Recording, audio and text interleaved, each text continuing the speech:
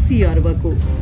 नेपालकै ठूलो भ्रष्टाचारका नायक महानिर्देशक प्रदीप अधिकारी।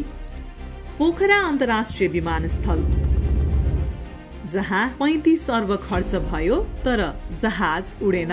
यो कथा केवल अन्तर्राष्ट्रिय विमानस्थलको होइन, भ्रष्टाचारको उडानको हो।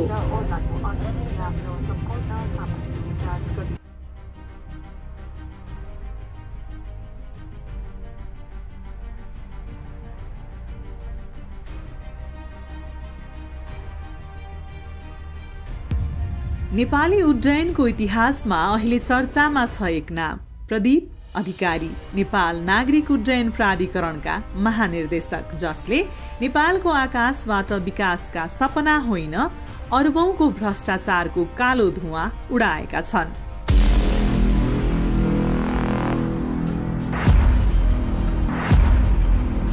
सामान्य इन्जिनियरबाट सुरु भएको प्रदीप अधिकारीको यात्रा नेपालकै उड्डयन प्रशासनको सर्वोच्च पद महानिर्देशकसम्म पुग्यो।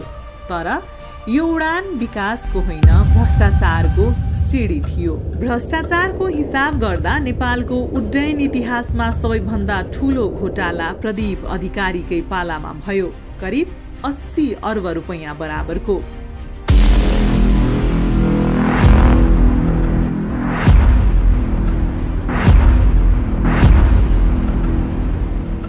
सरकारले पोखरा अन्तर्राष्ट्रिय विमानस्थललाई नेपालको गौरव भनेर उद्घाटन गर्यो, तर यो गौरवकै ओढारमा लुकेको थियो 18 अर्बको भ्रष्टाचार।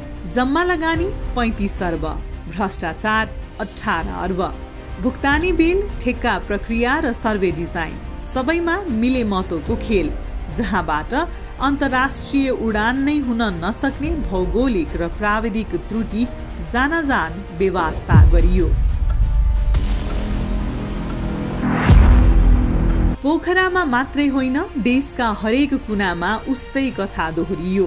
गौतम बुद्ध अन्तर्राष्ट्रिय विमानस्थल, लगानी 45 अर्ब, भ्रष्टाचार 12 अर्ब। त्रिभुवन अन्तर्राष्ट्रिय विमानस्थल विस्तार, लगानी 23 अर्ब, भ्रष्टाचार 13 अर्ब। नेपालगञ्ज, विराटनगर, भरतपुर प्रत्येकमा 1-1 अर्बको हिनामिना। निजगढ अन्तर्राष्ट्रिय विमानस्थल, अस्तित्वमै नआएको योजनामा 60 करोड गायब। यसरी प्रदीप अधिकारीले उडानका नाममा भ्रष्टाचारको नेटवर्क निर्माण गरे, जहाँ विमानस्थल भन्दा अगाडि ठेकेदार र कमिसन चल्थ्यो। जहाज नै टेक अफ गर्न नसक्ने स्थानमा पनि विमानस्थल बने। मसिनेचौर विमानस्थल, जहाज उड्नै सक्दैन। मनाङ विमानस्थल, प्राविधिक रूपमा असम्भव। नलिनचोक हेलिपोर्ट, मानव बस्तीको बीचमा निर्माण, तर ठेक्का चाहिँ पक्का, किनभने उद्देश्य उडान होइन, कमिसन थियो। प्रदीप अधिकारीको राजनीतिक उडान पनि कम रोचक छैन। माधव कुमार नेपालदेखि सुरु भएको उनको पहुँच पछि प्रचण्ड, आरजु राणा हुँदै मुख्य सचिव र ठेकेदार बिचौलिया दीपक भट्टसम्म फैलियो। उनी नेताहरूसँग नजिक, ठेकेदारहरूसँग गहिरो र अनुसन्धान निकायसँग टाढा।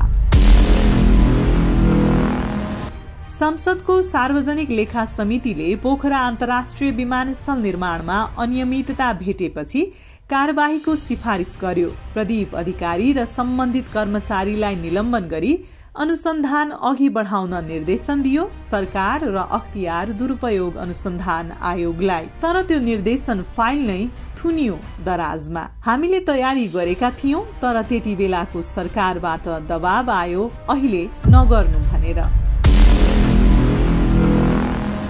युवाहरू यसपटक मौन भने बस्न सकेनन्। जेनजी आन्दोलन सुरु भयो, भ्रष्टाचार विरुद्धको अभियान सहित। आन्दोलनपछि बनेको सुशीला कार्की नेतृत्वको सरकार अब भ्रष्टाचारमाथि शून्य सहनशीलताको नीति अपनाउँदैछ।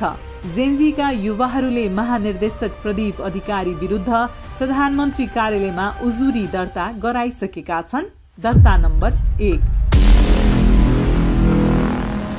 सामान्य परिवारबाट आएका प्रदीप अधिकारीको आज देशका 3 शहरमा 8 अर्ब भन्दा बढी सम्पत्ति छ।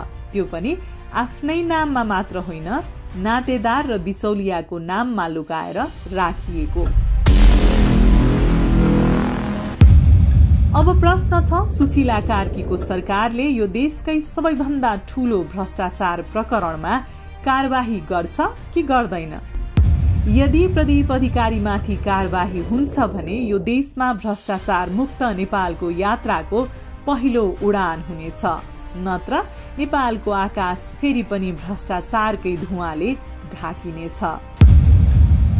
यो कथा केवल एक व्यक्तिको होइन, सिस्टमको हो, जहाँ उडानको सपना बेच्नेहरू देशको भविष्य घोटालामा बेच्दैछन्।